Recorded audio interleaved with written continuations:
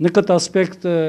është krijuar një opinion që do të lirohen shumë vendet, por si shikohet, 2 ndërtesa janë pronësia e komunës, ndërsa ndërtesa tjera do të shkojmë të shfrytëzojmë për institucionet ndryshme në koordinim me Këshillin Gjyqësor dhe Këshillin Prokuroral. Kur vendoset edhe kur bëhet vendimi edhe dakordimi me Këshillin Gjyqësor dhe Këshillin Prokuroral, atëherë ne si Ministria në farë mënyrë do të kemi atë rolin që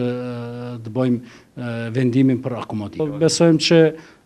me përfundimin e projektit Pallatit Drejtësisë do të jetë një përkrahje të madhe për sistemin gjyqësor, por gjithashtu është edhe një projekti rëndësishëm të cilin e kemi realizuar në krye me Ministrinë e Drejtësisë, me Komisionin Evropian edhe me institucionet tjera. Besojmë që është një suksesi madh edhe për sistemin e drejtësisë, por gjithashtu edhe për qeverinë e Kosovës.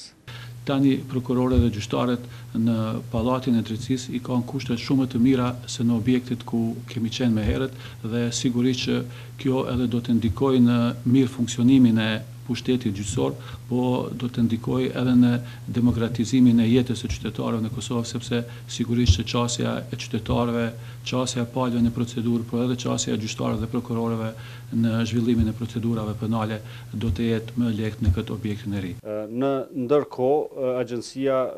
do t'i